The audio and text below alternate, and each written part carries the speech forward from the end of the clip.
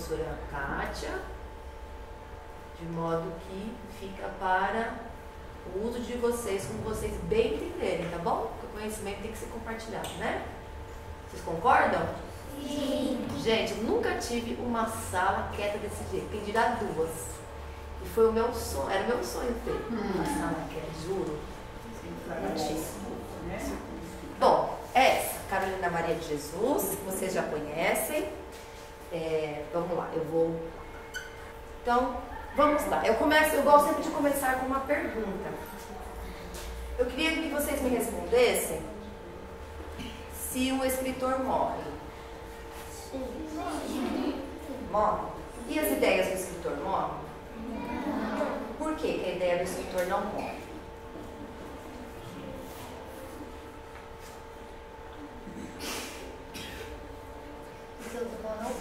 Oi? Só morre o corpo. E o que não morre? A inteligência. A inteligência? Conhecimento? Conhecimento da Carolina morreu? O conhecimento dela? O que não morreu da Carolina? A história dela? Porque ela escreveu. O que ela escreveu. Então, tem comunidades africanas e indígenas que não têm a cultura da escrita, não escreve, só tem a cultura oral. Então passa as histórias de geração em geração por meio da cultura oral, por meio da fala. Eles não escrevem, eles não têm livros como nós. Sabiam disso?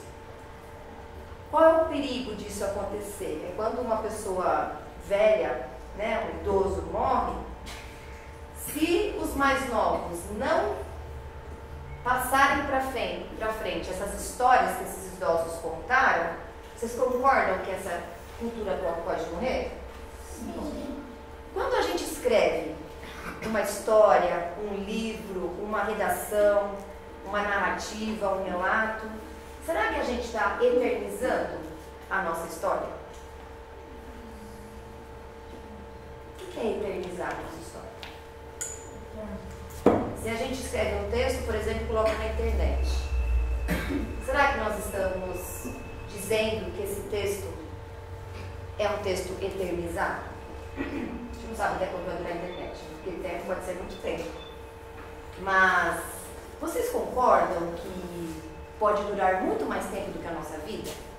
Sim. Olha a importância da escrita.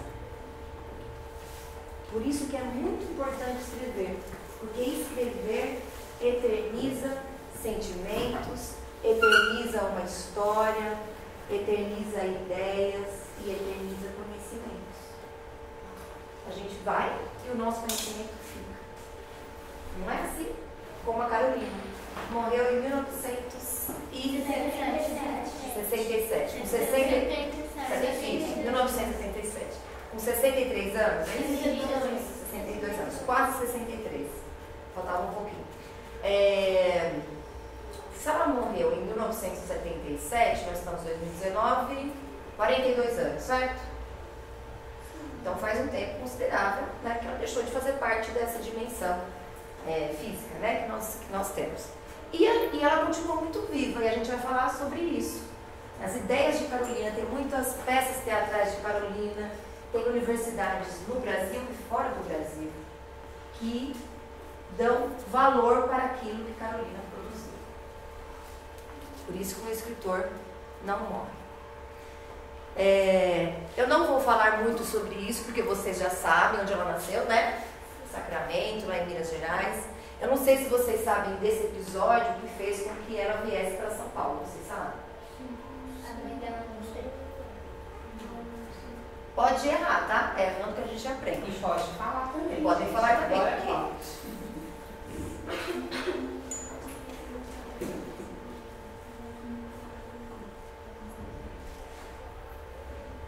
Alguém sabe? A mãe dela morreu, né? E ela tinha 23 anos. Aí ela veio aqui pra São Paulo, trabalhou como empregada, uns tempos depois como empregada doméstica. Na faxineira e empregada doméstica. Então, teve um episódio em Sacramento, antes dela vir para São Paulo, que impulsionou a vinda dela para São Paulo. Esse acontecimento foi em em uma festa, em uma igreja próxima à casa da Carolina Maria de Jesus, e teve uma ocasião em que o frade acusou a Carolina de ter roubado um dinheiro nesta festa. Aí ele levou a Carolina, um partinho lá no fundo da igreja, e começou a fazer tortura psicológica. O que é uma tortura psicológica? Não era uma tortura física, né? Mas ele ofendia e ele ameaçava que ela tinha que confessar o crime de ter pegado aquele dinheiro.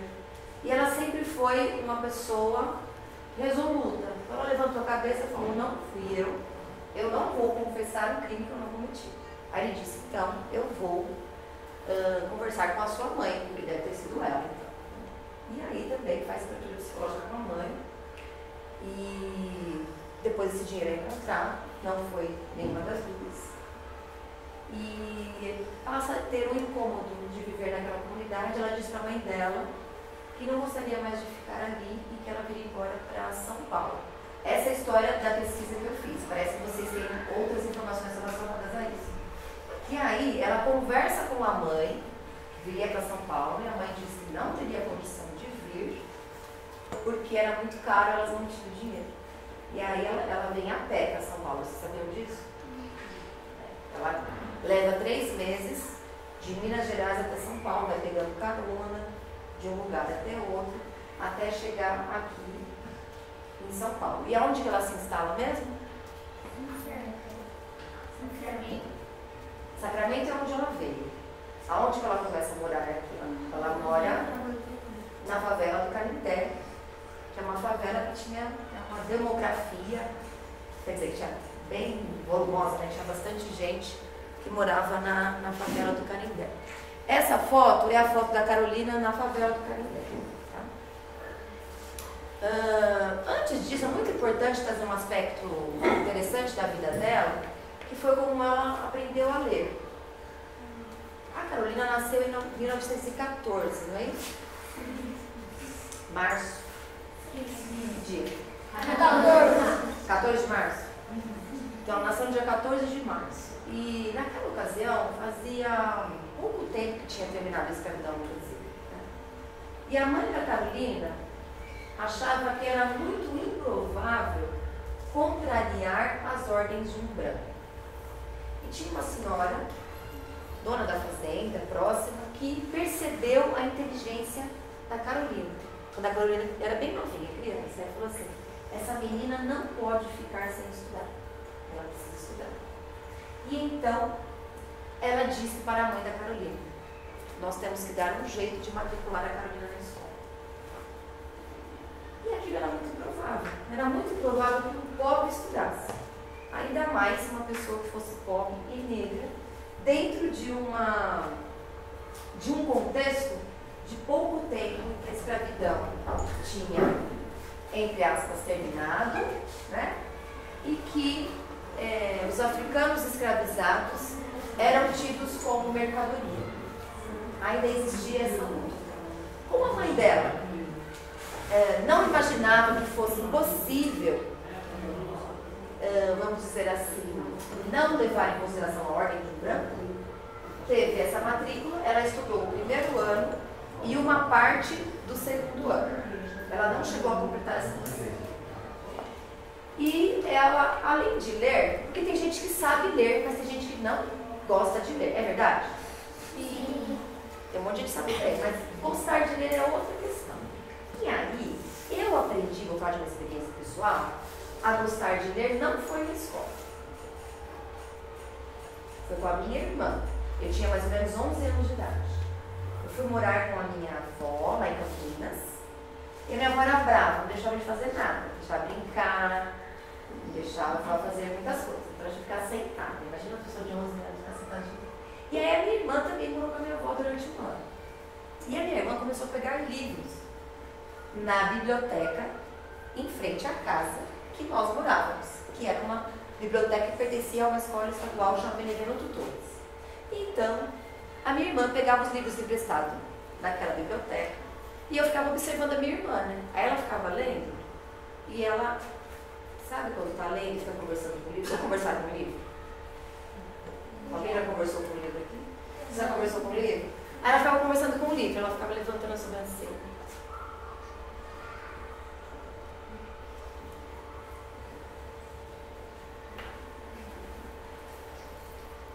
Eita, deve ser muito interessante. Que eles também. E aqui era uma excelente contadora de histórias. O que ela fazia? Ela contava pra mim. Eu falava, gente, mas é fabuloso isso que está no livro. E eu já, estava na quinta série. Já nem. E não tinha a prática de ler.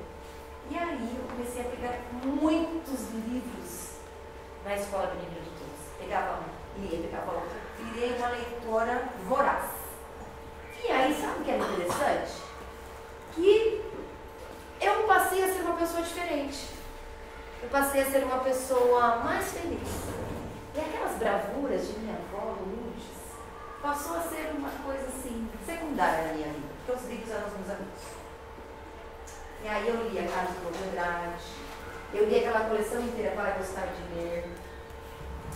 Eu li O Cadáver Ouvir Rádio, lia aquele outro Gabriela Paz e Canela, como chama?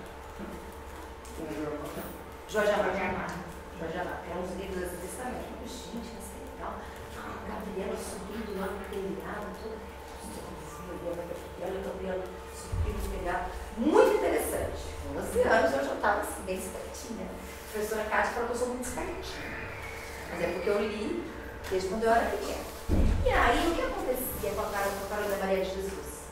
Ela aprendeu a ter o hábito da leitura. E uma das coisas que era o hábito, que estava relacionado ao hábito da leitura, era que tinha um farmacêutico lá na Vila de Sacramento, isso antes dela vir para São Paulo. E ele lia jornais na hora do almoço para as pessoas. As pessoas sentavam na calçada e ele lia as notícias do dia e discutia com as pessoas. E aí aquele comportamento leitor, de ler aquelas histórias interessantes, não só isso, mas outras questões, fez com que a Carolina se tornasse uma pessoa apaixonada por livros.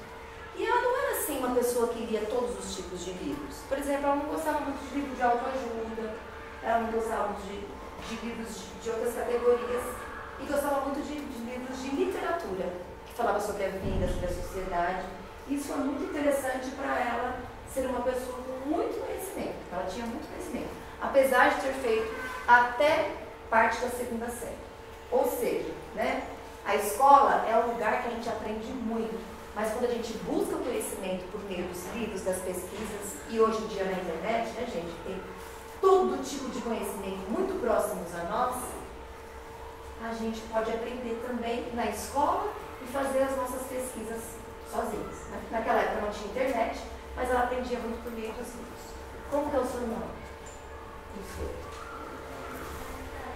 Maria Vitória? Ana. Você gosta de ler, Ana? Você tem algum livro que você lembra assim que você gostou muito de ler? Eu não lembro agora. Alguém tem um livro? Depois, se você lembrar, você fala, tá, Ana? Eu falo, meu, esse livro é muito bacana. Fala. Menino do Jogo Escravo. Você leu? Sozinho? Não, meu menino. A sua mãe lia pra você. Olha que bacana isso. O Diário de um ET. O Diário de um ET. As invenções de Hugo Cabret. Oi? As invenções de Hugo Cabret. As invenções de Hugo Cabret. Hugo Cabret? Interessante. O Pequeno Príncipe. Diário de um Banana. Diário de um Banana é muito querido pela criançada, né? Eu não li esse ainda. Bom, eu já li tanto, mas qualquer hora a gente conversa mais sobre isso. Ela desenvolveu o gosto para leitura. Fala, Elô. Você quer falar? Cadê, Elô? Você é Elô? Aqui. Aqui, desculpa. Fala, Elô.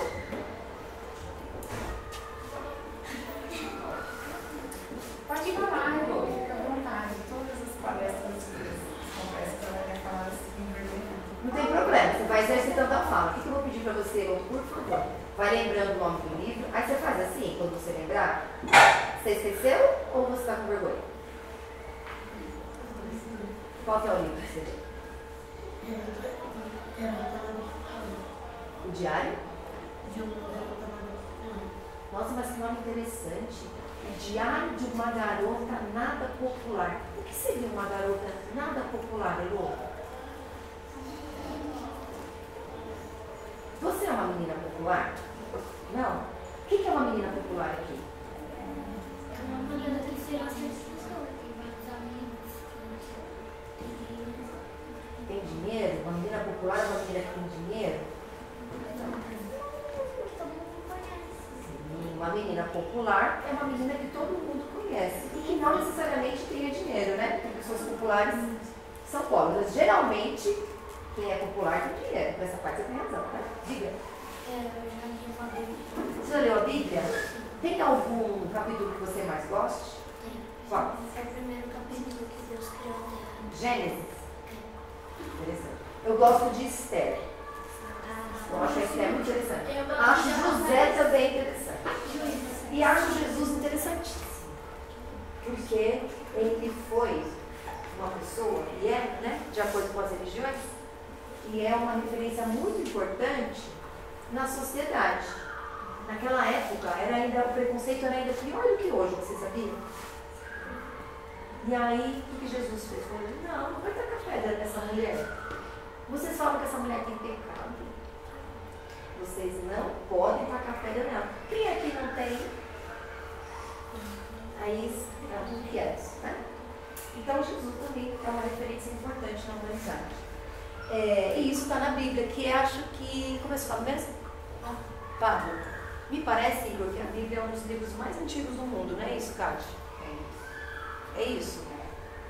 A gente precisa pesquisar melhor, mas né? Foi escrita em pergaminhos, e aí para chegar até como está hoje, teve toda uma transformação das formas como a imprensa vai publicando os livros, né? Mas é um livro bastante antigo. Vamos lá. Quem será que é este jovem senhor que está abraçado a Carolina Maria de Jesus? Já ouviu falar em Audálio Dantas? Ótimo, que bom. Então, Carolina, ela tinha um sonho. Qual era o sonho de Carolina? Ser escritora famosa. Ela queria ser uma escritora popular, como bem definiu a Elô. Ela queria ser conhecida. Porque quando ela lia aqueles livros e livros e livros, e ela sabia que muitas pessoas liam aqueles livros, ela falava, os livros são maravilhosos. E muitas pessoas lendo livros, livros e livros e livros, faz com que o mundo seja um mundo muito interessante. Então eu quero escrever coisas em que as pessoas leiam, que as pessoas sintam vontade de ler. E aí ela começou a escrever a rotina dela na favela do Canindé, certo? E ela tinha mais ou menos 5.000 páginas escritas, sabiam disso? Ela ia pegando cadernos que ela encontrava no lixo, tirava as folhas em branco e ia escrevendo nas folhas que ela tinha disponível para escrever. Escrevia muito. E eu posso dizer para vocês, quase com uma certeza, que a escrita para a Carolina, que tinha uma vida muito difícil, era uma terapia. Era como se a gente desabafasse por meio da escrita. Desabafava por meio da escrita. E aí ela queria ser escritora de livros, queria ser escritora de poesia, queria ser compositora de música, você sabia? Ela não queria ser só famosa pelo Quarto de Despejo, porque ela era muito além e tinha muito mais condições de falar sobre a vida do que só o Quarto de Despejo. Porém, o livro que fez mais sucesso de Carolina foi o Quarto de Despejo, sabia disso? Tem Diário de Pitita, tem várias outras obras que ela fez. Diário de uma ex-novelada, também, exatamente. Então, um dia ela estava na favela do Canindé e ela era uma pessoa que era defensora das crianças, vocês sabiam disso? Você leu o livro inteiro para eles? Não, a gente passou da metade. Passou da metade. Não sei se você não já... foquei na história dela, justamente porque eu queria esse processo, entendeu? A gente está na pegada do livro. Tá. Tem uma parte do livro que fala que ela falando, né, porque é uma narrativa dela, uma fotografia, que ela diz que ficava muito incomodada com a forma como os adultos lidavam com as crianças na favela. Então a Carolina estava lá, na residência dela com os filhos, e quase todos os dias ouvia os homens, os pais das crianças chegando, muitas vezes bêbados, né? Aquela vida difícil, né, que eles levavam, uma vida de muitas privações, chovia dentro das casas, e muitas vezes as pessoas buscam outras formas para poder superar, eu não sei se supera, mas poder esquecer aquele sofrimento. Então, muitas pessoas bebiam naquela ocasião, e chegavam em casa e olham as crianças, batia muito nas crianças. Então tem um trecho do livro da Carolina que me toca muito, que ela diz assim: quando os pais estão nervosos, eles não podem bater nas crianças, isso é errado. As crianças não têm culpa da vida que os pais levam, e as crianças não pediram para ser nascidas, para ter as crianças precisam ser respeitadas. Olha que bonito isso. E a discípula, de vez em quando, ela tinha vontade de catar o filho dela, José Carlos, e tal. Mas ela lembrava que ele não tinha culpa do nervoso. Retomava, respirava, e aí ela sempre buscava ter uma relação de diálogo com os filhos, né? Às vezes, pode ser que algumas vezes pode ser que ela tenha dado uns tapinhas nos filhos, mas isso não lembro de ter lido no livro, mas ela era uma pessoa que buscava ser justa na relação com as pessoas e na relação com os filhos também. E aí teve a inauguração de um parquinho infantil. Na inauguração desse parque infantil, foram vários políticos e várias pessoas da comunidade. Alguns dias antes da inauguração desse parque infantil, o chefe deste senhor, que era dono de um grande jornal, eu não lembro se era o Estado de São Paulo ou Folha de São Paulo, o nome dele é Aldário Dantas. Chegou no Aldário, que era um excelente jornalista, e falou: Aldário, eu acho que seria muito interessante você ir para uma favela em São Paulo e escrever toda semana sobre o cotidiano da favela. Você pode fazer isso, Aldário? Posso. E no outro dia ele foi no lançamento do parquinho. Estava no lançamento do parquinho os políticos, Carolina e os jovens, né? E os políticos falando: querida população aqui, próxima da favela do Canindé, nós estamos aqui proporcionando a vocês este parque infantil. Aí, dois adolescentes encostaram perto de um dos brinquedos que tinha lá. Acho que era uma gangorra, alguma coisa assim. E a Carolina se incomodou, porque ele falou: puxa vida, as crianças já não têm nada aí. Às vezes ainda apanha de forma injusta dos pais, as crianças que passam necessidades. E a hora que tem um parquinho, esses dois adolescentes encostam e quebram. É justo, gente? Não. O que vocês acham que Carolina fez? Você acha que ela brigou com eles? Quem mais acha que ela brigou? Você acha que ela brigou? Ela deu uma bronca? Brigou? E você? Elô, brigou ou não brigou? Não sabe. Pablo, brigou? Ela achou uma lição de moral. Acho que eles se sentiram culpados. Se sentiram culpados? Brigou. Ela deu uma lição de moral? Vamos saber. Tem uma outra coisa que eu não falei ainda, que a Carolina, ela escrevia, né? E ela fez um quartinho, entre os vários, né? Eram poucos cômodos na casa dela, mas ela fez uma partezinha pequena, como se fosse a biblioteca da residência onde ela morava, né? Onde ela guardava os livros, onde ela escrevia. E aí, as pessoas passavam em frente ao barraco e falavam: Carolina, o que é isso que você está fazendo? Ela falou: estou escrevendo. Carolina, mas você é metida, que ninguém escreve. E Preto escreve o quê? Ela falou assim: olha, toma cuidado com o que você fala, porque eu posso colocar no meu livro isso aí que você está fazendo, viu? Isso é racismo. Aí eles colocavam o rabinho entre as pernas e saíram. Então eles também discriminavam ela por ela ser escritora. São parentes.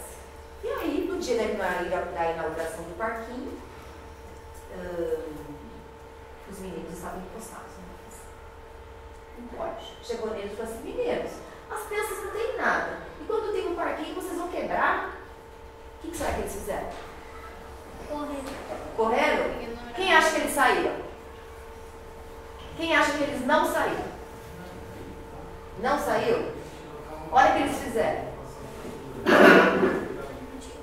Eles fizeram assim, Carolina, você é fregada, hein? Não vamos sair daqui não, tá ligado?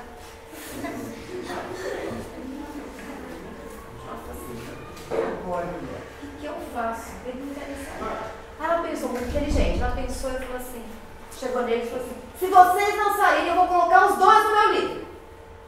E aí? Na hora. E quem estava lá? Aldário. Aldário observou esta reação de Carolina com os meninos. Chegou nela no final e falou assim, senhora, prazer, meu nome é Aldário Dantas. Qual o nome da senhora? Meu nome é Carolina. O que vocês de livro? Se eu escrevo um livro, você gostaria de conhecer? Sim, gostaria de conhecer. E aí, ele vai até o barraco de Carolina Maria de Jesus e se depara com aquela multidão de folhas escritas, com aquela obra escrita. Aí ele diz assim, Carolina, eu ia escrever um livro sobre o cotidiano da favela de Canindé, mas está aqui. Você já escreveu um livro. Você gostaria que nós publicássemos o seu livro? Você gostaria de ficar famosa? Porque é um livro que pode dar muita repercussão. Ela falou assim, é o meu sonho. Eu não sei exatamente quanto tempo depois, mas não demorou muito. Depois dessa intervenção do Aldário Dantas com a Carolina, o livro dela foi publicado em 40 países. Vocês sabem disso? Sabem, né? Foi publicado, foi para 40 países e foi traduzido em 14 idiomas. Mandarim, francês, inglês, italiano. 14 idiomas. Então teve uma repercussão muito grande. A Carolina ficou muito famosa durante alguns anos. Acho que por intermédio do tempo de 3 a 4 anos ela ficou muito famosa. E depois ela queria que o mesmo sucesso que teve o Quarto de Despejo tivesse outras obras que ela escreveu. Mas não teve. Por que será? Ela queria falar sobre coisas bonitas, sobre outros assuntos, não só sobre a miséria e a fome que ela vivia cotidianamente na comunidade.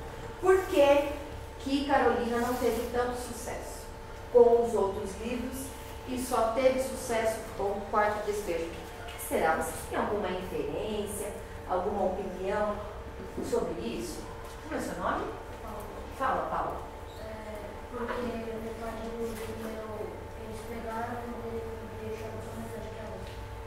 Mas por que será que só o livro sobre a miséria que fez sucesso?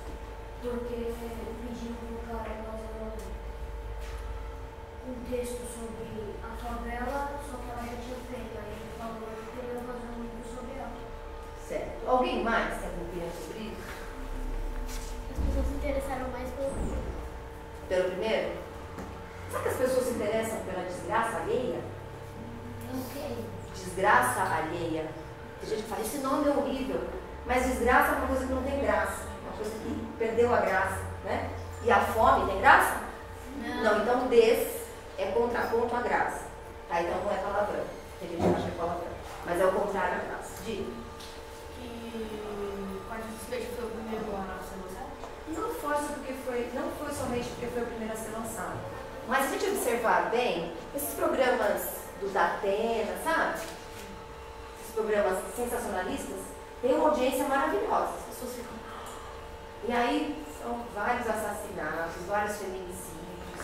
E às vezes programas super interessantes que tem em outros canais, né? Canais fechados, por exemplo, quem tem, até na TV Cultura, que em alguns momentos, não toda a programação, mas que tem programações muito interessantes, as pessoas não assistem, elas preferem assistir coisas relacionadas a sangue. É para vocês pensarem, tá?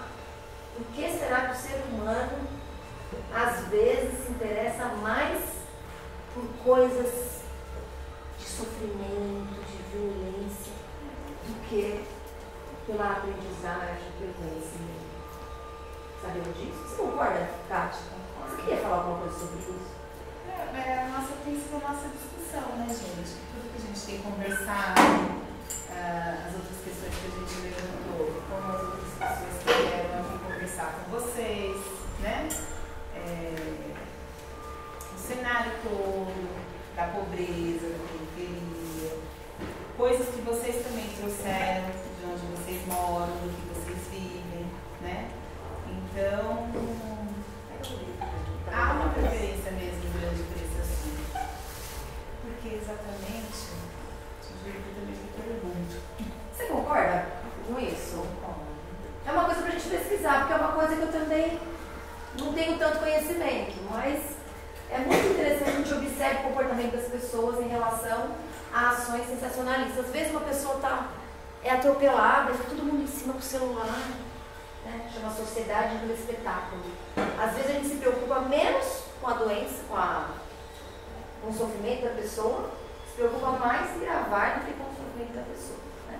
Então, lembra que a gente falou sobre os processos de humanização? Eu acho que isso é uma questão para a gente pensar, né? O que importa mais? Será que importa mais a saúde e o bem-estar do outro? Ou a gente tirar foto de um sofrimento do outro? A saúde e o bem-estar. Do bem-estar, né? Você leu dentro de uma linearidade ou você pega... Não, o trabalho foi o seguinte, a gente veio fazendo leitura linear e cada vez que a gente encontrava uma temática sendo abordada, aí a gente parava para uma discussão e trazia para a própria vida deles.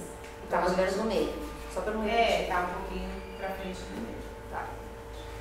Quando eu falo sobre a Carolina Maria de Jesus, eu nunca escolho a parte. Qualquer página da Carolina Maria de Jesus no quarto de despejo vai ser uma aprendizagem para a gente. Então eu sempre pego aleatório. Eu vou ler para vocês um dia, que é o dia 3 de agosto. Hoje os meninos vão comer só pão duro e feijão com farinha. Eu estou com tanto sono que não posso parar de pé. Estou com frio. E graças a Deus, não estamos com fome. Hoje, Deus está ajudando. Estou indecisa sem saber o que fazer. Estou andando de um lado para o outro, porque não suporto permanecer no barracão limpo como está. Quer dizer, esse barracão limpo do quê? Calma. Casa que não tem lume no fogo fica tão triste. As panelas fervendo no fogo também servem de adorno, enfeita um lar. O que seria esse lume no fogão? Lume no fogo. O que será que ela está dizendo aqui? O que é esse barracão limpo? É limpo de quê? De felicidade? Limpo de felicidade? Quer dizer que não tinha felicidade? Tinha, mas podia ter mais do que eu esperava.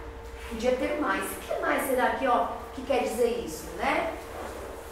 Estou indecisa sem saber o que fazer. Estou andando de um lado para o outro porque não suporto permanecer no barracão limpo como está.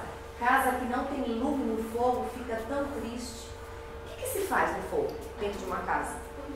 Comida. Ela está falando sobre o quê? Sobre a ausência da comida. A ausência da comida é o quê? A fome. Ela está falando da tristeza da fome. Fui na casa da dona Nenê. Já conhece essa parte? Não. Ela estava na cozinha. Que espetáculo maravilhoso. Ela estava fazendo frango, carne, macarrão. Ia ralar meio queijo para pôr na macarronada. Quem gosta de queijo? Macarronada. É muito bom.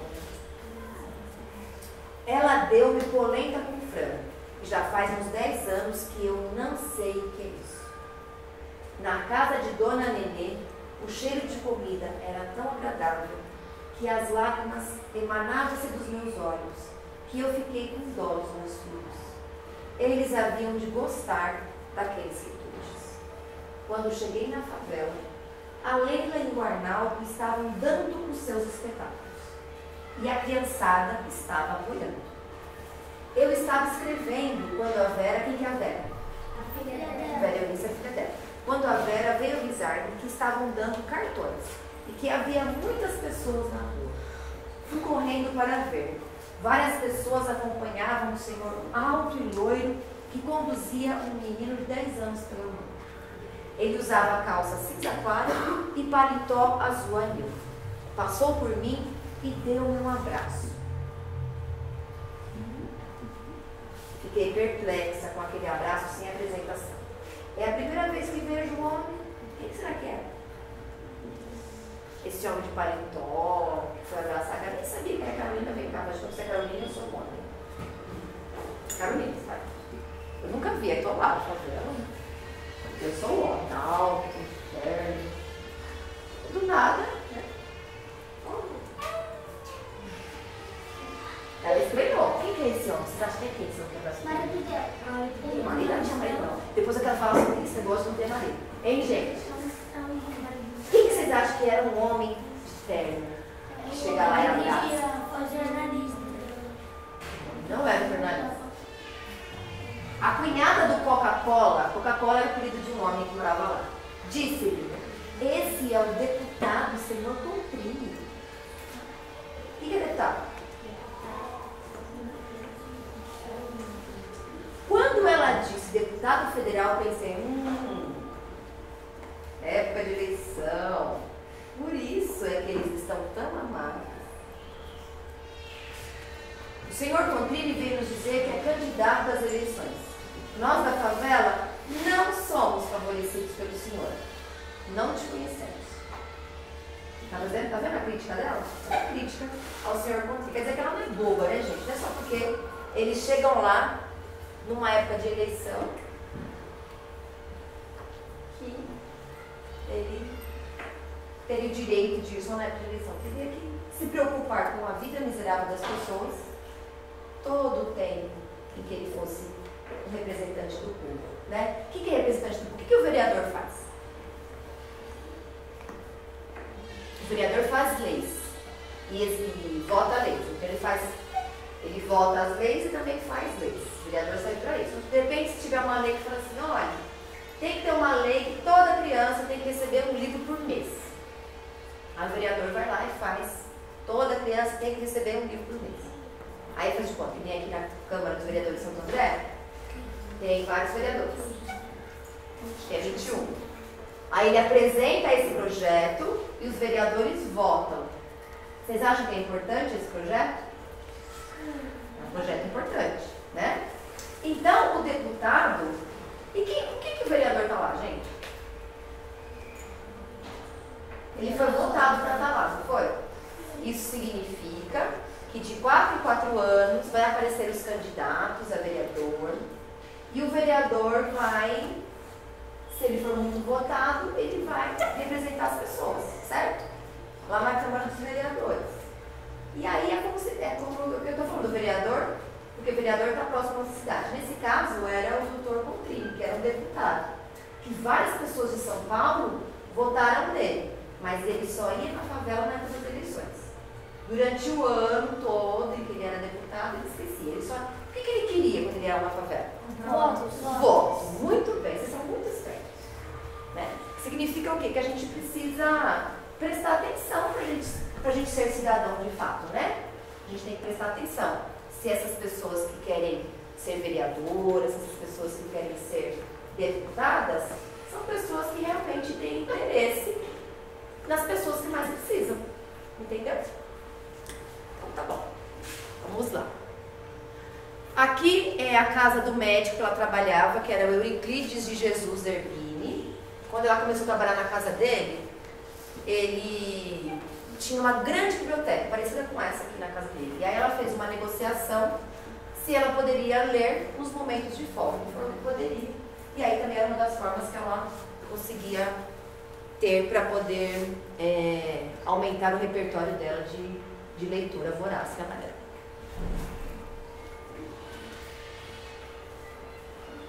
Esse é o Quarto de Despejo, né? Como vocês já sabem, que é esse livro. Começou em 1955 e foi publicado. Ela começou a escrever em 1955 e o livro foi publicado em 1960. Isso que eu já falei para vocês. Traduzido em 14 línguas. tornando-se um dos livros brasileiros mais conhecidos no exterior. Tem muita gente no Brasil que não conhece Carolina, mas tem muita gente fora do Brasil que conhece Carolina. Eu queria falar com vocês a respeito de um assunto muito interessante. Tem algumas palavras escritas aqui no livro que está escrito ortograficamente correto. Por exemplo, cozinha está com S. Pus, não é pus. Eu pus arroz no fogo. O certo é eu pus arroz no fogo. E aí esse livro foi publicado. Aldário Dantas resolveu publicar esse livro com erros ortográficos. Qual a opinião de vocês sobre isso? Vocês acham que é interessante um livro ser publicado com erros ortográficos? Por quê? Olha que interessante. Porque o livro fica mais real. É uma boa observação. Por quê?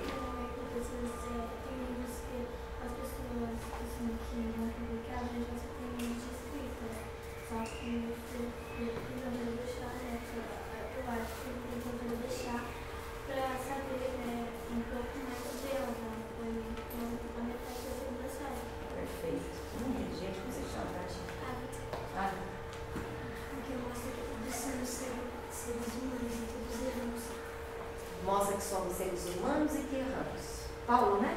Fala, Paulo.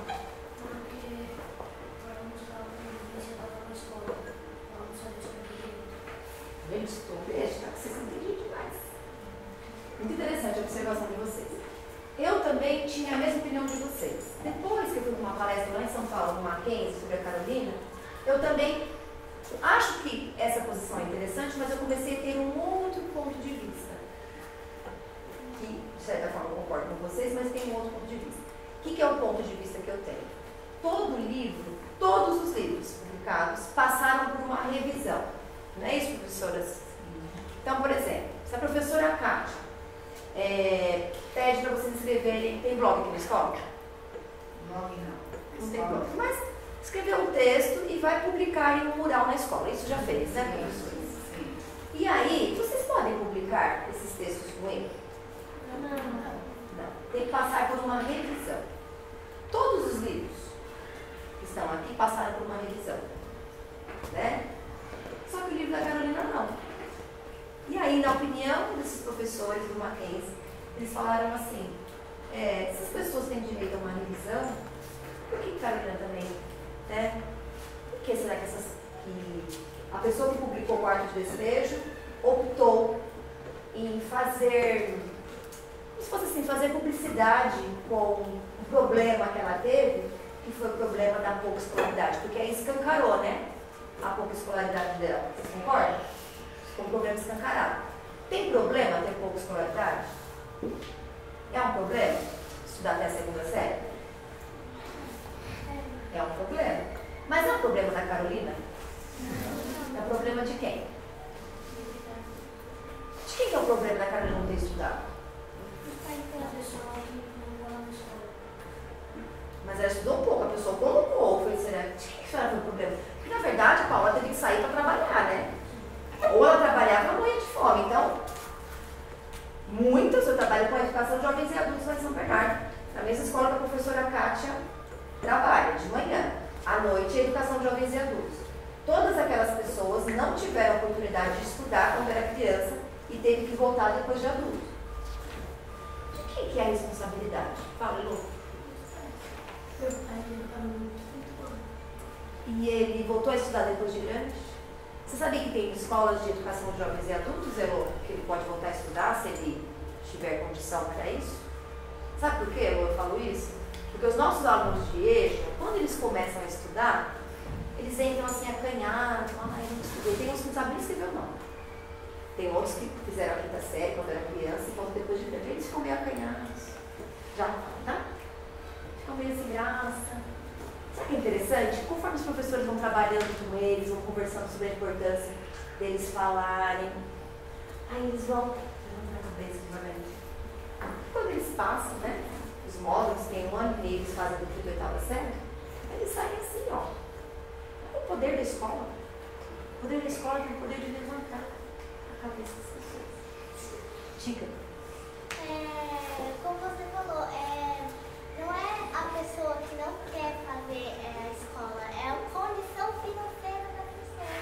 Que não promovia essa possibilidade dela estudar, né? Segundo ano da faculdade. Aí meu avô não sabia ler e ler constante. Quando ela ensinava as aulas dela, ela ensinou mais dele. Ela ensinava o seu avô. Tem uma série que fala sobre essa questão dos adultos que quando pequenos não conseguiram estudar. E daí eu assisto, às vezes muita gente diz que já assistiu na minha sala, também eu disse muitas pessoas que assistiram. E lá fala sobre que os adultos, tem até idosos que têm agora a possibilidade de estudar quando não puderam quando pequenos. Isso mesmo.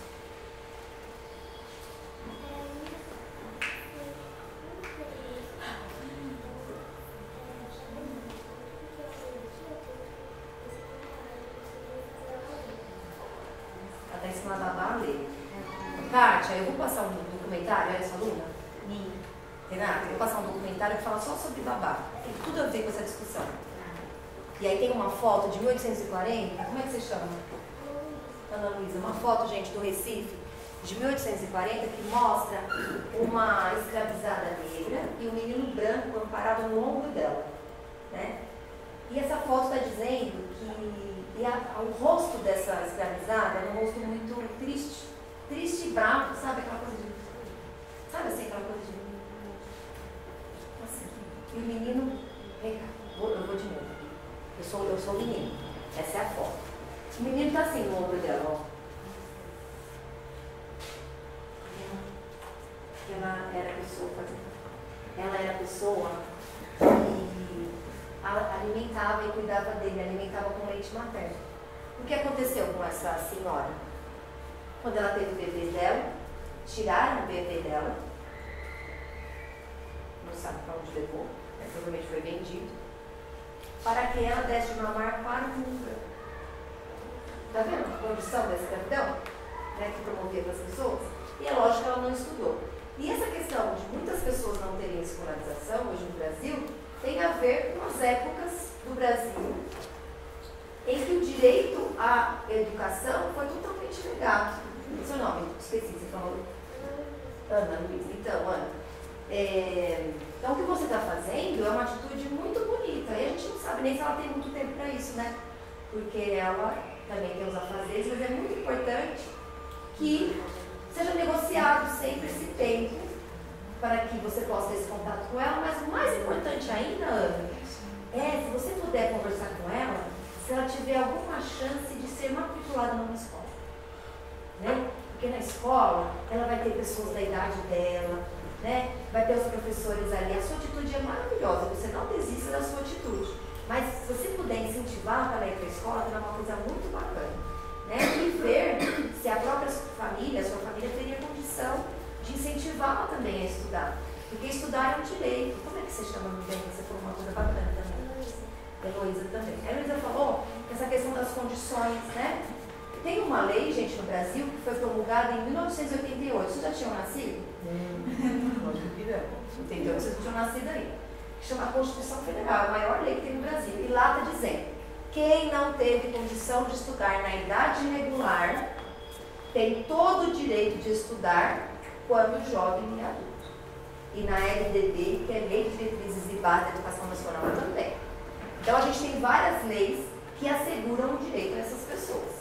Esse direito tem que ser assegurado, né?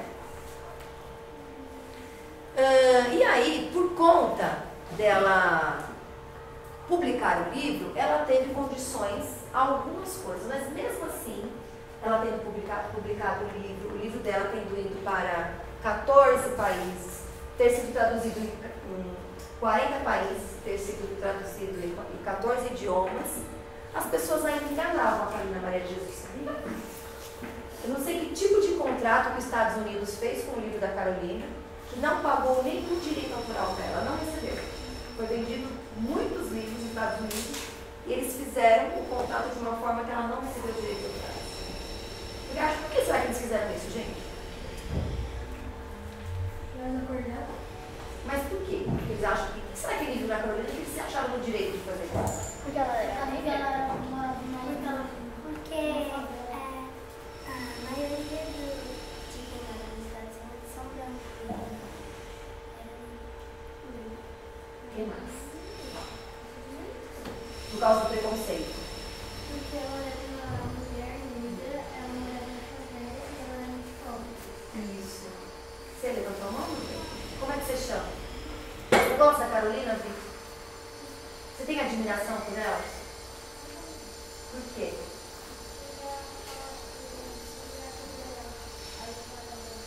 Aí você admira mais ou menos uma admiração. Um pouco, tá certo. Quem mais quer falar? Sobre essa questão do porquê que as pessoas dos Estados Unidos não pagaram direitos autorais. Vocês foram muito felizes na colocação de vocês, porque era pobre, pouco escolarizada e negra. Se acharam o direito de enganá-la. É certo ou errado isso, gente?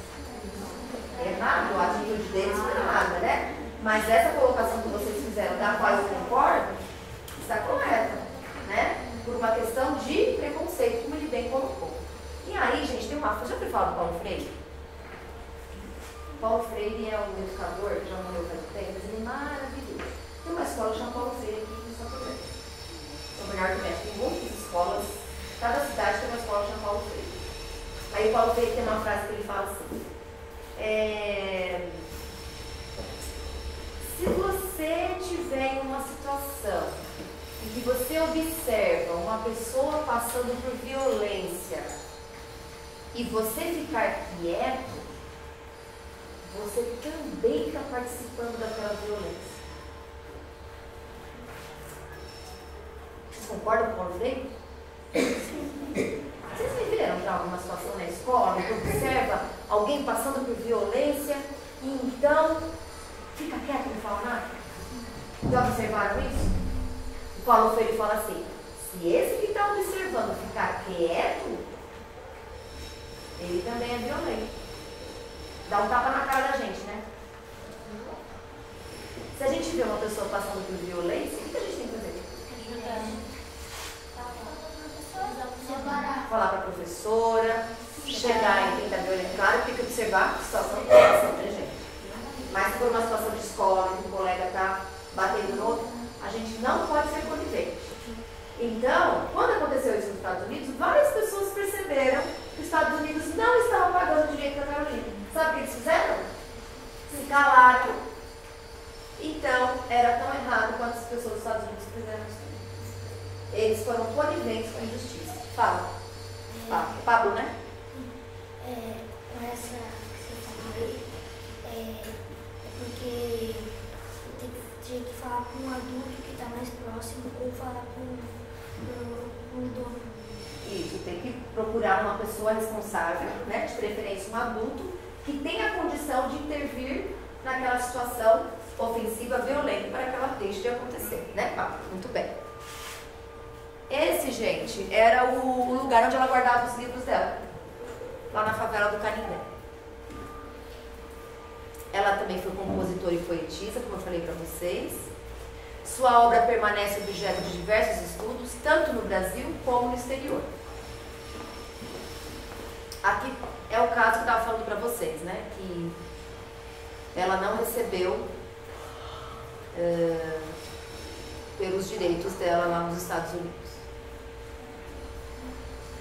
Eu vou ler para vocês essa partinha, ó. Segundo o autor Robert Levine, somente das vendas dessa edição nos Estados Unidos, que totalizaram mais de 300 mil cópias nos Estados Unidos, Carolina e sua família deveriam ter recebido pelo contrato original mais de 150 mil dólares, seria mais ou menos 400 mil reais aqui no Brasil. Contudo, não foi encontrado indício algum de que ela tenha recebido sequer uma pequena parte disso. Como chama isso? Ganância. Ganância, estelionato, roubo. Quem é essa senhora do lado de Carolina? Clarice Lispector. Muito bem, Clarice Lispector. Ah, tá ali, né? E a Carolina ela lia a Clarice Lispector. Ela teve o grande prazer de conhecer a Clarice pessoalmente.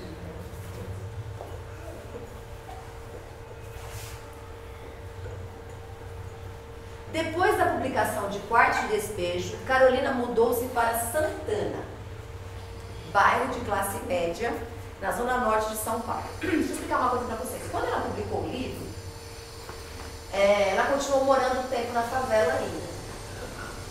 E as pessoas ficaram revoltadas com a Carolina. Porque leram o livro. Alguns leram o livro e viram que ela contava e dava os nomes para as pessoas. E aí as pessoas revoltadas, sabe o que fizeram? Tá?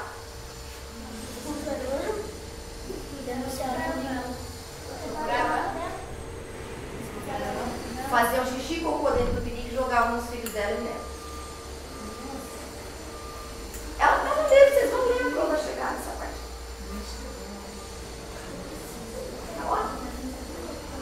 Ela começa na cara dele.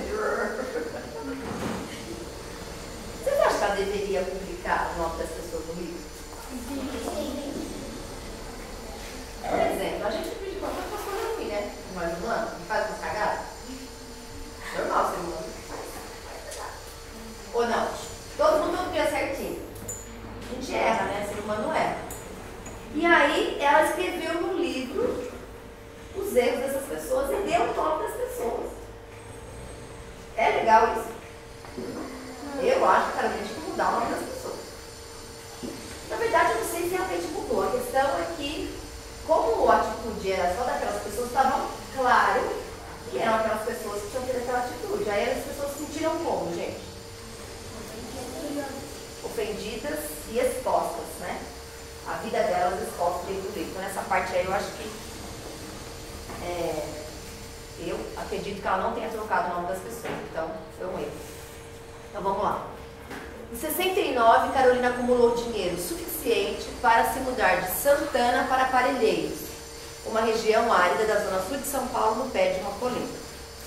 Próxima de casas de rico, local de algumas das mais pobres habitações do subúrbio da cidade, com impostos e preços menores. Era lá que Carolina esperava encontrar solitude. Parelheiros se caracterizava por fortes contrastes entre ricos e pobres. Grandes casarões ao lado de barracos, que via de regra surgiram em vales, onde o ar era poluído pelas indústrias da região do Grande ABC, da nossa região. Embora pobre, Parelheiros era o mais próximo que Carolina poderia chegar do interior de sua infância, sem deixar São Paulo e suas escolas públicas para as quais seus filhos iam de ônibus. Agora, passando boa parte do seu tempo sozinha, lia o jornal e plantava milho e hortaliças, apesar de reclamar que seus esforços de jardinagem rendessem tanto quanto custassem. A Carolina se casou? Não. Por quê? Sabe por quê? Conta.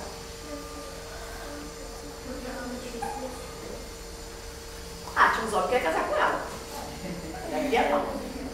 Aí, ela estava lá no barraco dela, às vezes, e via os maridos chegando nos barracos e batendo nas mulheres. Lembra que eles pediam muito? Aí eles chegavam e passavam o pano, gente, que absurdo. Só que aí ela falava que as mulheres, algumas esqueciam que apanhavam, e no outro dia saía assim, desfilando com o marido. Ela falava, gente, esse homem estava batendo nessa coitada dessa mulher, arrancando os cabelos dela. E hoje a família desse homem como se nada tivesse acontecido. Aí essas casadas olhavam para a Carolina e falavam, essa aí é mãe solteira, é mãe de 3 e não tem marido. Ela pensava assim, eu vou ter marido para bater? E ainda, né, gasto dinheiro com pinga, então é melhor não ter. Então ela tinha medo, gente. Na verdade, ela tinha medo de casar e que ela encontrasse um marido violento, ou que não desse valor, que ela ia ser, porque ela sabia que ela tinha valor. Mesmo que a sociedade muitas vezes não desse valor, ela se dava o devido valor. Então, ela, no livro também tem tudo isso escrito, vocês vão chegar até lá. Ela diz, bobagem isso.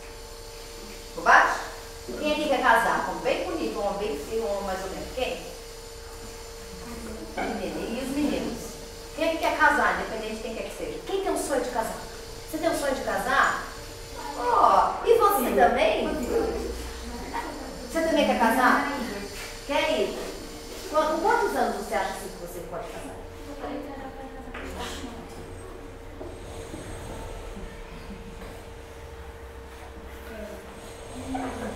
15 anos. Vamos fazer o seguinte. Quando você tiver 15, é um conselho, tá? Você começa a pensar em namorar. Tá bom? Que ainda tá sendo casado. Eu acho. Tá, mas cada um é cada um. Fala. Tem meninos lá no Nordeste que casam com 20 anos, gente. 25. E você? 26. Quem aqui não quer casar? Por quê, Paulo? Não sabe também? Lá na frente você vê, né? Fala, Elô. Não, lá na frente vê. Não sei desse jeito. Quando eu tinha uns 15, eu falava assim, acho que com uns 25 eu vou casar, né? Já tenho 40 e não casei. Tem gente que me chama de solteirona. E eu não ligo. Porque tá bom. Ok? Vamos lá. Então ela não quis se casar para não submeter a um homem. E cada um dos seus 3 filhos era de um relacionamento diferente. E ela recebia preconceito, né? Por conta disso, naquela época isso era uma coisa muito assim. Difícil. Era difícil, tinha muito preconceito. Hoje tem um pouco menos, ainda tem, mas tem bem menos preconceito. A filha de Carolina, Veronice, tornou-se professora e contou em entrevista que sua mãe aspirava a se tornar cantora e atriz. Isso aqui vocês já sabem, né? Qual que é o legado de Carolina Maria de Jesus? Foram publicados póstumamente, ou seja, depois que ela morreu, até meados de 2018, as obras Diário de Bitita, Meu Estranho Diário, Antologia Pessoal, Onde Estais Felicidades e Meu Sonho é Escrever. Então ela tem 6 livros publicados, certo? A pesquisadora Rafaela Fernandes organizou um material inédito, deixado por Carolina Maria de Jesus, em 58 cadernos, que somam 5.000 páginas de textos. São 7 romances, 60 textos curtos e 100 poemas, além de 4 peças de teatro e de 12 letras para a marcha de carnaval. Gente, ela tem muita coisa escrita, tem muita produção. A gente tem que conhecer mais Carolina, não só o quadro de despejo, viu? Sabia, assim? Como é que você chama? Estamos acabando de matar já. 2 livros escritos acerca da autora destacam-se. Quer dizer, não o livro que ela escreveu, mas livros sobre ela. Cinderela Negra, a saga de Carolina Maria de Jesus, que foi escrito em 1994. Você já era nascido? Estou meio sem noção do tempo. De José Carlos May e Robert Levine. Muito bem, Carolina. Biografia de Carolina Maria de Jesus, 2017. De Eliana Moura de Castro e Marina Novaes. Carolina Maria de Jesus, uma escritora improvável. Quero discutir com vocês sobre isso. Por que Marília Novaes de Machado escreveu Carolina Maria de Jesus, uma escritora improvável? Ela era uma escritora improvável? Ela era uma escritora improvável, mãe? O que é improvável, gente? Oi? É uma escritora que as pessoas não acreditavam que não poderia ser uma escritora. Ela não eram assim, não tem muitas Carolinas, tem muitas Carolinas que viviam na favela, passavam fome e são escritoras? Não, eu acredito que tenham outras, eu não conheço, só conheço Carolina. Então é uma condição improvável. É muito difícil que isso possa ser realidade, né?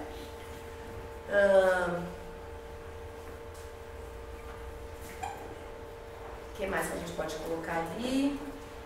Em 2014, como resultado do projeto Vida por Escrito, organização, classificação e preparação do inventário do Arquivo de Carolina Maria de Jesus, contemplado com o prêmio Funarte de Arte Negra.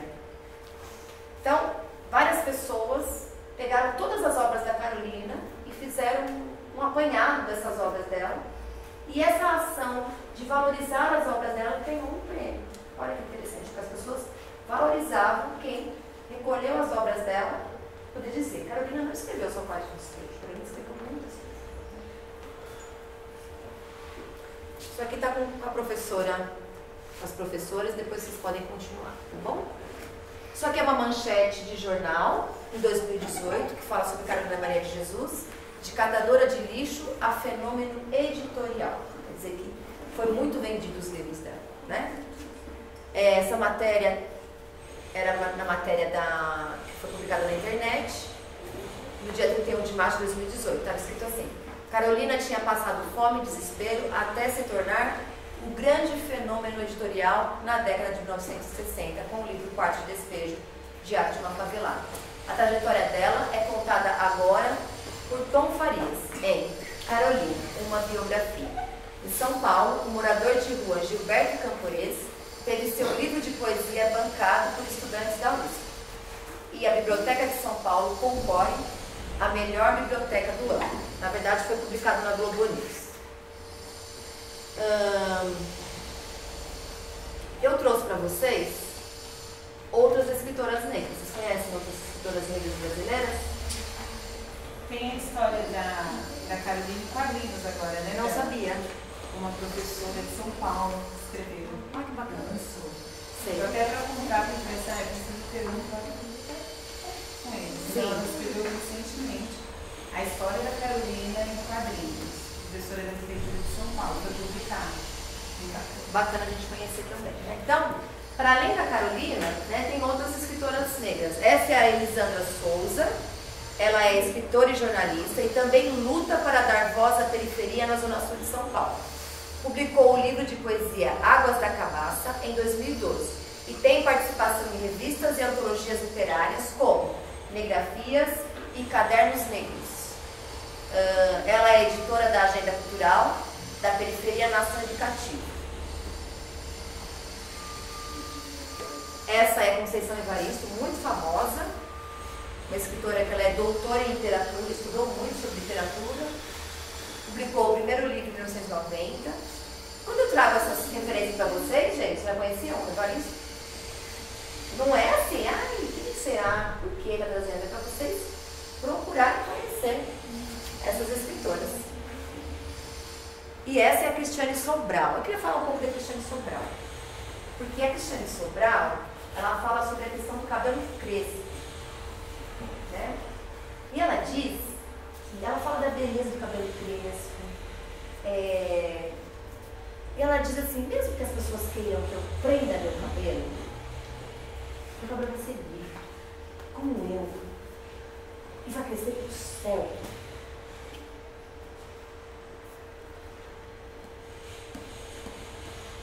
Ela é autora de 3 obras. Não vou mais lavar os pratos. Você vai ter escrito nesse livro dela que não vou mais lavar os pratos.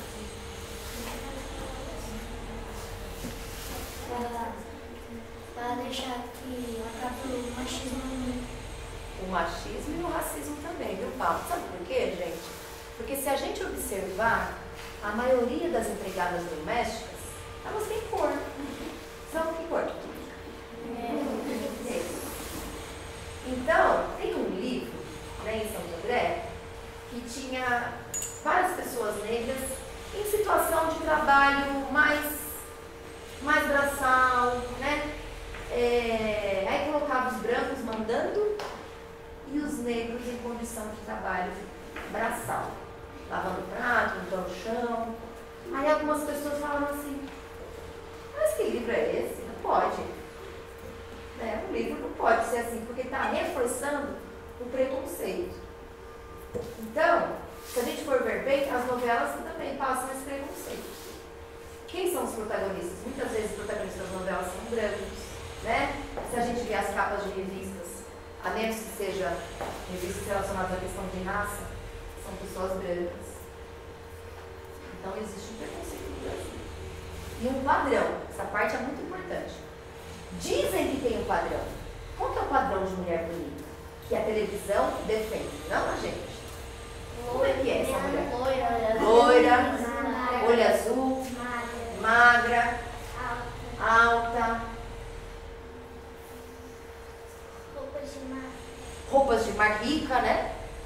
Vidal, né? Aquelas cabelo liso, Aquelas que é 2 horas da tarde, elas estavam onde? Na beira da piscina, fazendo o quê? Bebendo champanhe, assim ainda. Né? Assim ainda, já faz o dedinho assim ainda.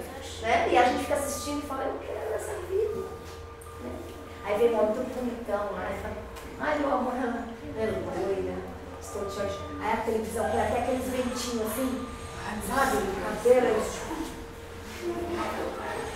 Aí a gente que é trabalhador, né? Que leva uma vida difícil, trabalha 2 períodos, né, Kátia? 3 períodos, tem HTPC de noite, casa difícil, RTS, aqui em Santa Década. Então, gente, a gente trabalha manhã, tarde e noite, a gente, né, de vez em quando tem um tempinho para olhar aquela novela, e a gente vê aquela pessoa na beira da piscina, 2 horas da tarde, tomando champanhe. A champanhe ainda faz até barulhinho. A gente olha e fala assim, ainda vem um homem bonito beijar a mulher, nós quer o quê? A gente quer ser ela. Você fala, eu quero 2 horas da tarde, também eu quero estar na beira da piscina. Eu quero ter essa vida difícil que eu tenho. Não é assim, gente? Aí que a televisão faz a gente pensar que aquilo que é o maravilhoso, aquilo que é o certo, não tem nada contra pessoas que tomam champanhe às 2 horas da tarde na piscina.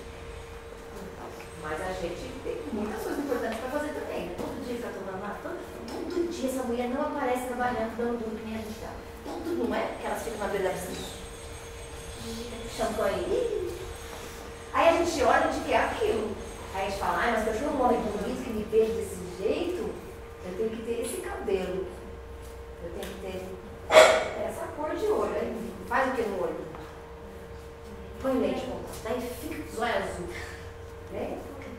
Aí o cabelo também, vamos mudar, porque é um cabelo igual ao dela. Aí o cara marrom e fica comprando as não vai ser igual, né, gente?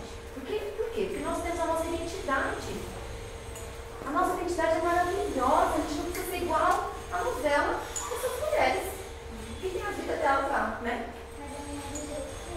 Cada uma do jeito que é. E é muito importante essa coisa de poder valorizar essa ancestralidade, né, gente? Do cabelo crespo. Quem falou que o cabelo crespo é cabelo ruim? Como algumas pessoas dizem. Tem cabelo ruim. Já viu isso? Ou eu estou viajando? Errado. É uma situação extremamente preconceituosa e racista. Não tem cabelo ruim. Tem cabelo liso, cabelo encaracolado, cabelo loiro, cabelo preto, cabelo crespo, cabelo cacheado. E todos eles são bonitos. E a gente não deve olhar para essa mulher que está na beira da piscina achando que ela é a mais maravilhosa de todas. Porque a pessoa mais maravilhosa de todas somos nós mesmos. Combinado? Diga. Eu tenho uma prima que ela tem cabelo crespo, uma das muito, e ela acha o cabelo dela ruim. Tem uma mulher que trabalha perto de casa e ela tem o mesmo cabelo que a minha prima. E ela tem peruca, porque ela tem vergonha do cabelo dela. Foi peruca. A gente entende por que a prima, porque a vizinha muda o cabelo, porque a prima tem vergonha do cabelo. Porque todo mundo, ou quase todo mundo, fica falando isso. Qual que tem que ser a nossa atitude quando as pessoas falam essas atitudes preconceituosas?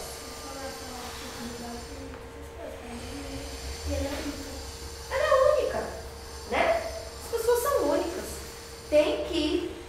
primeiro, gente, racismo é crime, sabiam, né? Existe uma lei da igualdade racial, que foi promulgada no Brasil, e racismo pode dar cadeia. Só que assim, a gente não quer prender as pessoas, a gente quer que as pessoas entendam o quanto que o racismo é prejudicial, né? Diga, meu bem.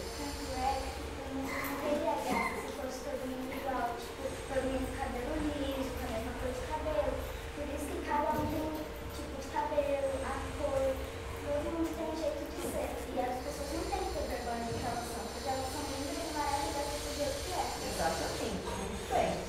Não tem que ter vergonha, não tem que querer ser ninguém. Tem que ser a gente mesmo. E quanto mais autêntico, melhor. Agora, gente, as pessoas que querem ser loiras, elas não têm culpa. É porque elas ainda não passaram por uma reflexão crítica.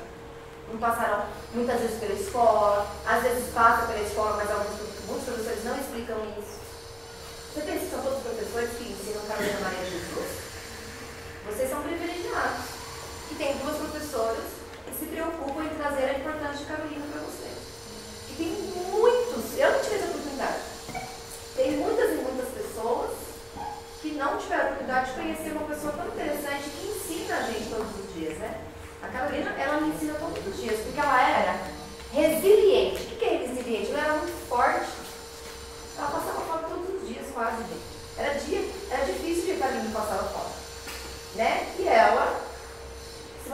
forte.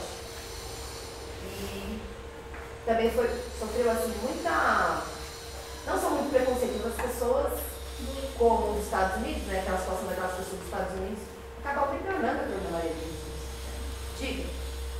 A minha mãe, minha avó, ela trabalha na faxina de casa de família, ela fez na semana, ela deu um exame no lugar da outra. Ela se pesa? Por quê? Eu tive, quando eu mudava, a minha tia na amizade. E trabalham na limpeza. Como é que é o seu nome mesmo? Iego.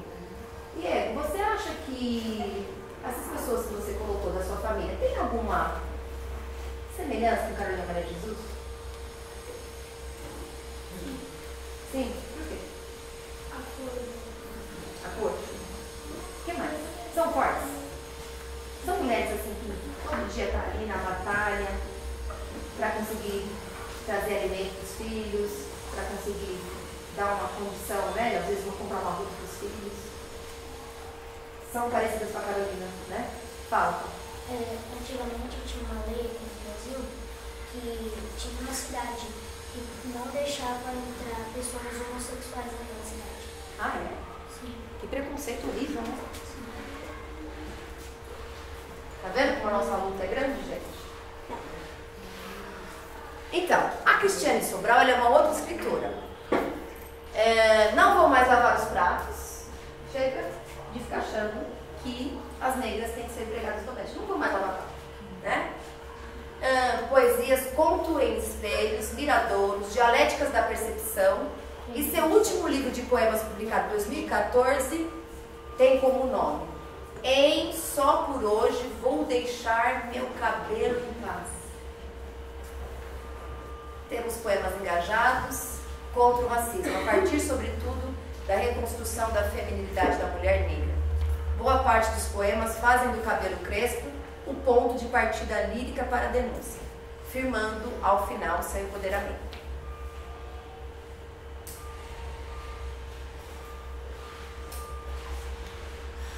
Agora algumas perguntas para vocês.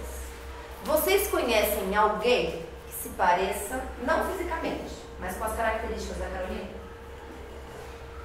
Quais são as características mais interessantes da Carolina?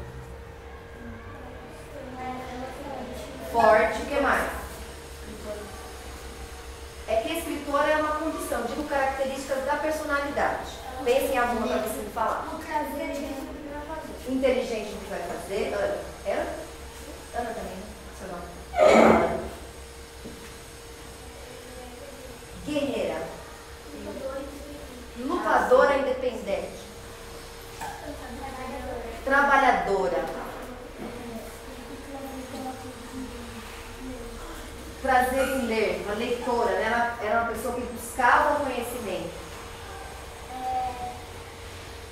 Ela corre atrás da frente dela.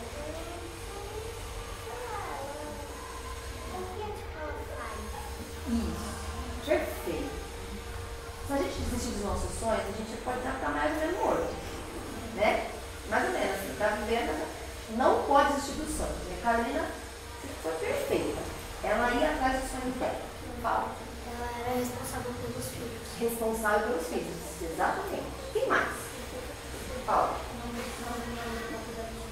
Independente, né? Na verdade, Paulo, eu acho, do meu ponto de vista, que era necessário que os pais desses filhos assumissem esses filhos. Porque ela sofreu muito por criá-los sozinha. E eles tinham, sim, a responsabilidade de criar esses filhos. Então, ela não se submeteu ao casamento só por causa dos filhos, né? Mas, por outro lado, estes homens tinham a responsabilidade. E deixou a responsabilidade passar e não foram responsáveis em criar esses filhos. Então, estes homens erraram, né? Diga. Defendi as crianças. Professora Cátia, o que mais tem na Carolina Maria de Jesus que você acha assim, interessante? Eu acho que essa coisa da resiliência, como você falou, de passar por tudo que ela passava. E assim, eu já tinha lido Carolina antes, até comentei com a Isabel, e na época que eu li eu não me interessei muito. E aí falei que eu voltei a ler novamente com vocês, E aí, com vocês, eu fui descobrindo coisas novas, até por conta das nossas discussões de sala de aula. E uma das coisas que chamou bastante atenção é essa resiliência mesmo, essa coisa de viver tudo o que viveu e ainda assim se reinventar dentro das condições que ela tinha, né? Tem uma coisa que ela coloca lá, e aí ela fala mesmo, que o título, Quarto de Despejo, né? E ela fala que a favela é o quarto de despejo de uma sociedade. E aí eu não tinha tentado a isso, mas quando você realmente pensa e vê, é realmente. E aí a gente, pensando na educação, na escola, também tem sido um quarto de despejo. Quanto a gente não tem conversado sobre tantas coisas que aparecem ali, que vocês também trouxeram para Pro. Por isso, assim, a vontade de trazer gente para me contar. As crianças foram trazendo coisas da realidade deles, muito próximas, ficou mentindo, gente, das coisas que a Carolina foi apresentando no livro. Então, assim, quando a gente fazia uma leitura e eles se remetiam à vida deles, eles identificavam muitas coisas, eles trouxeram muitas coisas. Então, acho que essa coisa de se reinventar, apesar de todas as dificuldades dela, das famílias aqui, né, das crianças também, das próprias crianças, inclusive. Acho que é o que mais chama atenção. Muito legal. E você, Pro? Acho que essa questão da determinação, né? Uma pessoa sempre determinada naquilo. E quando a Maria Luísa coloca da questão dos sonhos, a gente não pensa em sonhos materiais. Né? O que ela queria era provar que sim, com pouca escolaridade ela poderia passar aquilo que ela estava vivenciando. Eu acho que isso deixou muito forte que assim, é possível para qualquer pessoa. Mas se você querer, você consegue. Forte, né? Muito forte. Vocês conhecem alguém que se pareça com Carolina Maria de Jesus? Sua avó? Por quê?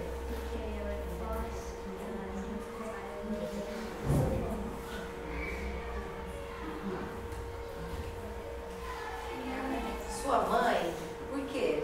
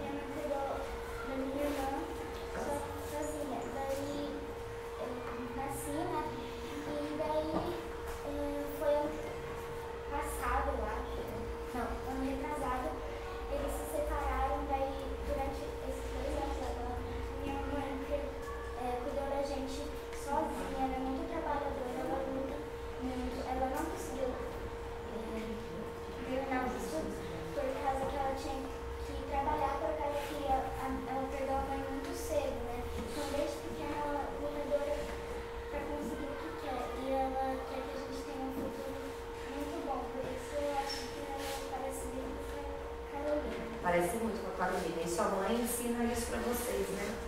Ensina força, não pode fraquejar. Como é que não pode fraquejar? A gente toma cuidado com isso, assim, a gente não pode ser fraco. Em alguns momentos a fraqueza vai tomar conta do nosso coração. Em alguns momentos é normal a gente ter vontade de desistir, né? Porque eles vão falar, mas eu tenho vontade, todo mundo uma hora tem vontade de fraquejar e de desistir, mas não pode deixar essa fraqueza ser maior do que a nossa força. Porque tinha dia que a Carolina tinha falado, vou subir, vou deixar. Só que ela ensinava, contava até 10, ia lá, catava um papel, conseguia um dinheirinho a mais, conseguia levar o arroz naquele dia. Era assim, era um dia atrás do outro, gente.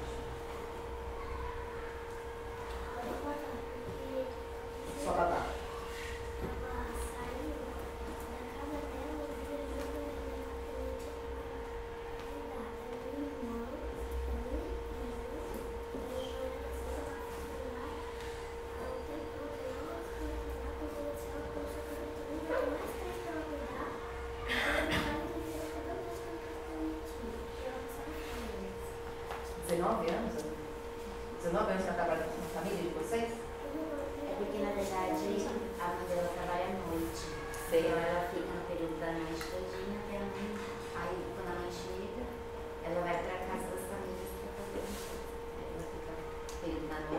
Ela trabalha de dia e de noite. Bem dizer. Interessante, né? E interessante que quando ela fala da questão de babá que fez duas vezes que ela veio. Na primeira ela falou, eu não consigo escrever, depois a mãe veio e ensina. Nessa última que nós tivemos, ela já assinou um monte. Eu falei, também comentei com a Cátia, falei, realmente tem uma... Como que ela chama? A babá? Maria Cícera e tem o apelido de Lia. E ela é muito importante para você, né? Como? Como uma mãe também, né? Vocês me emocionam. Diga, meu bem. A minha avó, porque ela sempre falou pra mim pensar alto e também porque era muito engraçado escrever. Sempre que a pessoa pensava que tinha faltado dele, ela sempre dava um jeito de aprender. Batalhadora, né?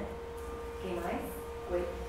A minha irmã que participar ela me chamou para mim e a gente trabalhadora, que ela com 19 anos ela conseguiu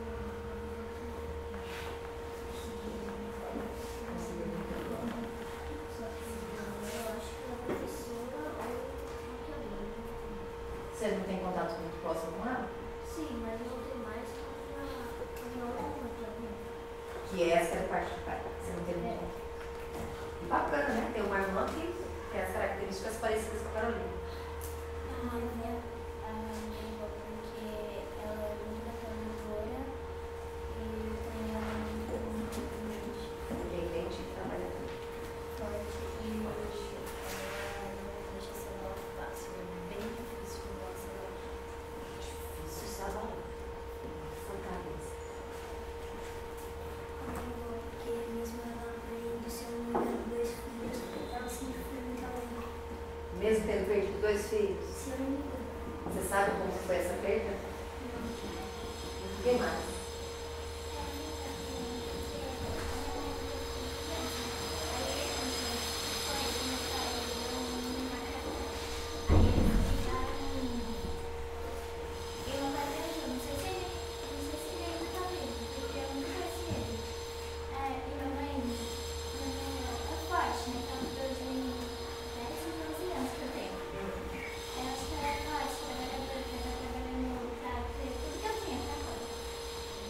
Luta muito por você, né? Quem mais? Ah, eu queria falar. Alguém mais quer falar? Sobre Jamal, isso? você conhece alguém? Jamal, que nome mais bonito é esse, Jamal? Lindo nome, olha. Jamal se pronuncia muito nas aulas. Jamal, você conseguiu entender o que eu falei? Deu pra? Deu? Se quiser falar, fica à vontade. Diga. A minha mãe, porque ela trabalha de domingo a domingo. Ai, Jesus, domingo.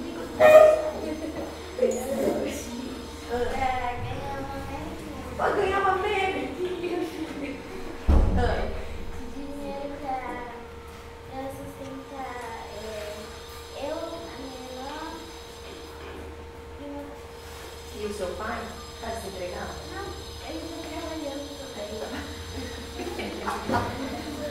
Porque às vezes acontece, né, gente? De um dos dois está desempregado, aí uma pessoa para poder levar a possibilidade das coisas que precisa para casa. Na verdade, gente, todo brasileiro tem um pouco de Carolina Maria de Jesus, né? Ou grande parte dos brasileiros, todos brasileiros, a gente ainda não é um país desenvolvido, que tem emprego para todo mundo, que as pessoas são escolarizadas. Então, tem muito brasileiro que é uma Carolina Maria de Jesus, né? E eu fiquei muito feliz que vocês relacionaram a Carolina com pessoas muito próximas, porque na verdade é isso mesmo. Quantas e quantas famílias são mulheres solo, mães solos, que cuidam dos filhos como a Carolina? Muitas, eu acho que mais da metade. Mais da metade das famílias são mulheres que cuidam dos filhos como a Carolina cuidava, né? E muitas vezes não conta com a ajuda do pai dos filhos, o que é um erro, né, gente? Que tem que cuidar. Do que Carolina precisou para se tornar uma escritora famosa? Ela precisou de muito esforço. Das páginas do livro para ler. E atrás das páginas, né, gente, para poder escrever.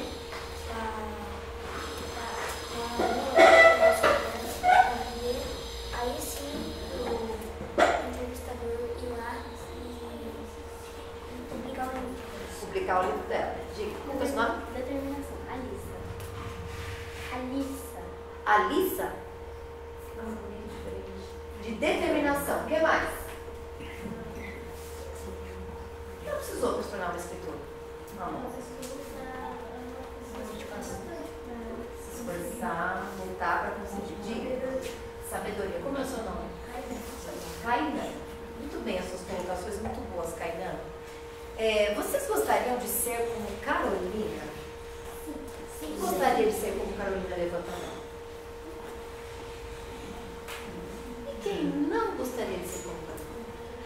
Por que, Jamal? Você também não sabe? Ah, você tem que saber. Diga, por quê você não queria ser como Carolina?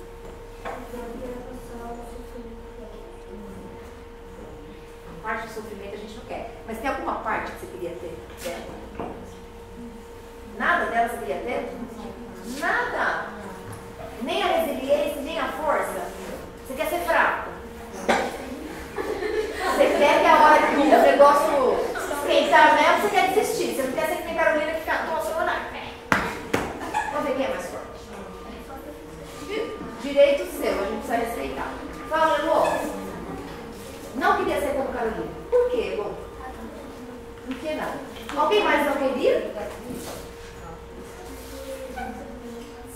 Sem ser como ela, todo mundo seria igual. E imagina o mundo com todo mundo igual. É verdade. Mas quando a gente faz essa pergunta, como é seu nome? Miguel. Meu sobrinho chama Miguel. Quando a gente faz essa pergunta, a gente quer dizer assim, será que seria interessante que nós tivéssemos as características da Carolina Moreira de Jesus? Né? A resiliência, a força, não desistir dos sonhos, principalmente não desistir dos sonhos.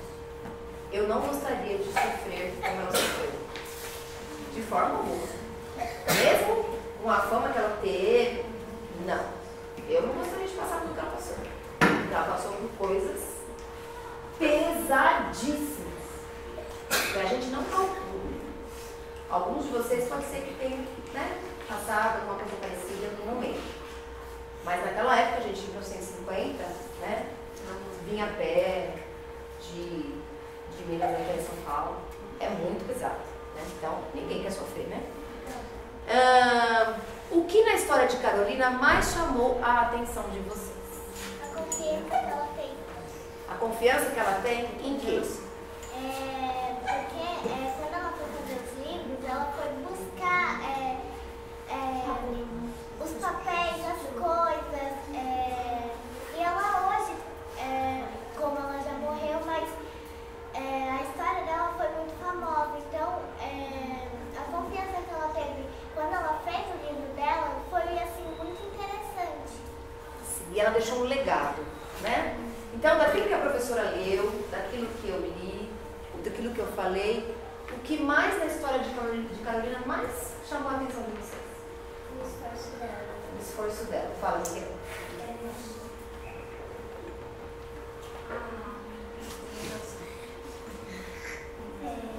Na área de ter exposto a sua vida pessoal. Olha, que coisa interessante. A coragem de expor a sua vida pessoal. Tem que ter muita coragem, né? Para expor a miséria da forma como ela fazia. De uma maneira assim, muito realista, muito nua, realidade nua e crua. Ela jogou na cara da sociedade esse problema dela, pessoal. Jogou na cara da sociedade. Olha, eu faço. Prestem atenção. Vê se isso é possível, o ser humano passar pelo que eu passo. É isso que eu estava dizendo. Diga, seu nome. Ah, meu Deus, fala. Eu acho que a força dela foi passar tudo que ela passou. A força. A responsabilidade dela foi de mostrar Como é o seu nome mesmo? Brian. A responsabilidade. Diga. Quando ela teve a paciência de sofrer tudo aquilo que ela sofreu. Resiliência, né? Muita resiliência. E paciência. Fala. O que mais chamou a atenção da história é que ela passou muito esforço físico para chegar no que ela chegou hoje e depois continuar vivendo continuar vivendo o esforço físico de antes. Sim, é que ela, o Pablo tem razão, ela precisou ter muita força, porque às vezes ela carregava coisas muito pesadas, assim, muito, não era só papel, né? Ferro velho para poder vender. Agora eu acho que no final da vida, Pablo, um pouquinho antes de morrer, alguns anos antes, ela começou a trabalhar mais na plantação de horta. Então eu acho que, como ela conseguiu algum dinheiro por conta da venda do livro, ela já no final da vida, alguns anos antes, não precisou tanto do esforço físico, né? Precisou de outros esforços que a gente precisa no dia a dia da vida. O que mais me chamou a atenção assim, na história dela foi assim, que ela teve um relacionamento diferente. E os pais, as crianças não tiveram, eles tiveram responsabilidade, né? Sim. Eles deixaram a Carolina criar os 3 filhos sozinha. Sim. E ela, como ela não tinha muita condição financeira, ela morou na favela, aí ela fez de tudo para os filhos dela ser felizes, ter um futuro melhor do que o futuro que ela teve. Sim. Paulo? A coragem, o que mais me interessou no livro dela foi a coragem dela de colocar no método. A coragem dele? Colocar todas aquelas imagens dentro do livro dela sobre os vizinhos. Muito bem. A coragem dela de enfrentar os adolescentes. Opa, aquela parte é bem legal, né? E eles... Diga aí. O que mais me chamou a atenção foi o jeito dela de se soltar muito pra falar de tudo que ela passou. Destemida. Ela não era tímida, gente. Se alguém aqui for tímido, não tem problema ser tímido. Mas, tem uma frase que eu fui no musical da Elza Soares. Vocês conhecem a Elza Soares? Conheçam, vale a pena. Fui no musical da Elza Soares e é maravilhoso.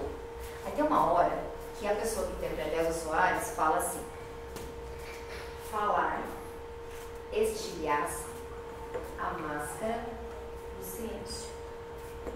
Que ela diz que as instituições querem que a gente fique em silêncio, que a gente não fala. E ela fala, quando a gente fala, a máscara do silêncio cai e aparece o ser humano. O ser humano que pensa, o ser humano que sente, e o ser humano que fala. Então, as pessoas que porventura que não conhecem ninguém, seja tímido, procure falar. Mesmo que falar, que vergonha, vão rir de mim, fala. A gente vai falar. Como você chama? Sério, você é tímido? Não, um pouquinho. Diga. A dedicação. Muito dedicado. Muito. Vamos cantar uma musiquinha pra gente concluir? Então, essa música faz parte de um CD que ela lançou, que são marchinhas de carnaval. Chama Não, você vai embora, que essa casa não é sua. Já viu? Não? Ha, ré, ri, ró, rua. Você vai embora, que essa casa não é tua. Ha, ré, É escrito rua. tá certo? Essa casa não é tua. Ali tá escrito madrugada, tá errado, madrugada.